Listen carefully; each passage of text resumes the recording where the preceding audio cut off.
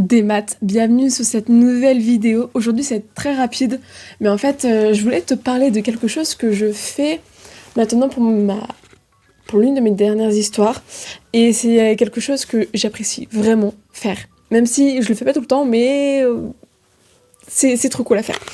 Bon, je pense que du coup tu l'as vu dans le titre, c'est tout simplement faire un bestiaire. Mais du coup avant de te montrer un peu ce que j'ai déjà fait, sache que vraiment, le bestiaire, je l'utilise de base que pour mettre les créatures que mon personnage principal va rencontrer. Mais au fur et à mesure, je me suis dit que ça serait bien aussi de mettre même un peu toutes les autres créatures qui peuvent y avoir dans chacun des royaumes, en tout cas les créatures qui sortent de l'ordinaire et qui peuvent avoir un impact plus ou moins important sur mon personnage. Mais du coup voilà, c'est globalement ça. C'est pour faire ce bestiaire, du coup j'ai un carnet, c'est un sketchbook de Cultura. Vraiment j'ai pris le moins cher possible. Donc en termes de grammage, j'y connais que dalle. Voilà, je suis désolée là-dessus, j'y connais que dalle, mais vraiment c'est celui qui est le plus basique hein, à Cultura. Et je fonctionne avec donc des post-it comme tu peux le remarquer, tout simplement parce que en fait c'est un livre qui va me suivre pendant plusieurs tomes de ma fantaisie. Et du coup, il y a par exemple, je sais pas si tu vas réussir à lire, mais les post-it jaunes, ce sont les tomes. Donc quand ça va faire allusion au tome 1, au tome 2, etc. Et donc à l'intérieur, on va retrouver des animaux, des races qui correspondent à des éléments du tome 1, des éléments du tome 2. Et en fait, au-dessus, tu vas clairement rien voir, mais il y a un post-it rose qui lui correspond au royaume auquel on peut retrouver ces créatures, ou en tout cas là où j'en fais mention, c'est par rapport à ce royaume-là. Et donc je fonctionne comme ça. Pour l'instant, c'est ce que j'ai trouvé qui peut être intéressant. Après, à voir ce que ça va donner par la suite. Mais non, en vrai, je trouve que c'est quelque chose qui est cool à faire, même si ça me prend du temps. Ça prend beaucoup de temps. Parce que du coup, j'essaye de trouver... Enfin, déjà, il y a trouver l'animal, trouver le dessin, trouver ce que je vais dire aussi. Tout ça, ça prend beaucoup de temps, mais c'est trop cool à faire. Donc, j'aime bien le résultat et j'ai hâte de voir au fur et à mesure de chaque tome que ça va grossir petit à petit. Parce que, en gros, là, j'ai marqué un animal j'ai plusieurs animaux du tome 1 et un seul du tome 2. Mais je sais qu'il va y en avoir plein d'autres. Du coup, j'ai hâte de voir vraiment à la fin, s'il y a une fin, comment ça va rendre. Voilà. Alors, comment ça fonctionne, tout simplement, j'ai fait un petit sommaire. Tu ne vas pas voir grand chose, mais en gros, j'ai fait un sommaire. J'ai arrêté au bout du deuxième, même s'il faudrait que je continue. Et en fait, on va avoir des doubles pages. Sur l'une des pages, il va y avoir l'animal, la race, la créature, ce que tu veux. Et de l'autre côté, il va y avoir des caractéristiques. Par exemple, là, on va retrouver forcément le nom de la race, ainsi que un peu son passé, parce que c'était intéressant. Le fonctionnement, les armes et des informations du style la durée de vie, le nombre de créatures qu'il y a, la fertilité, etc. Et donc voilà. Globalement, c'est ça. J'essaye différentes méthodes pour faire mes petits bonhommes, parce que je vais pas te mentir que la plupart des modèles, je les trouve sur Pinterest et en fait, je les reprends par la suite. Et donc, soit je les reprends sur une feuille aussi épaisse que ça, parce que du coup, là, c'est quand même du papier à dessin.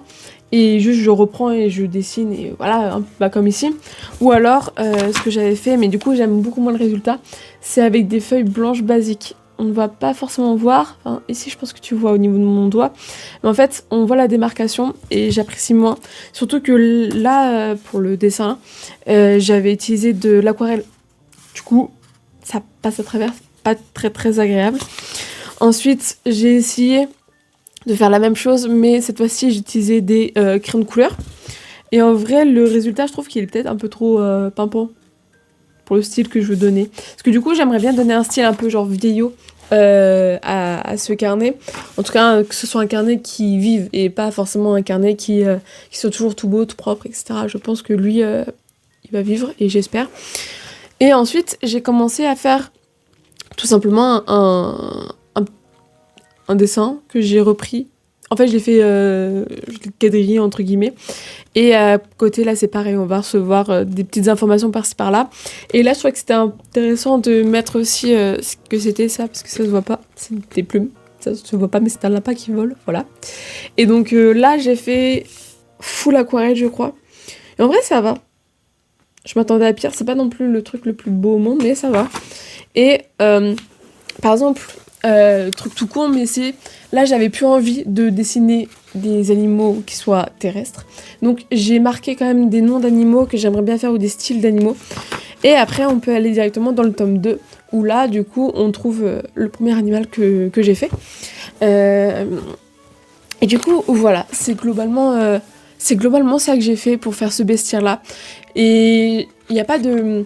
Enfin, je m'impose pas de limite par rapport à ça. Si jamais j'ai envie de tester des styles de dessin, bah c'est le moment justement. En fait, c'est ça qui est cool, c'est que vu que c'est mon carnet, je peux tester plein de trucs dedans et ça m'apprend aussi à refaire des dessins, à les modifier pour que ce soit aussi ressemblant avec mon histoire.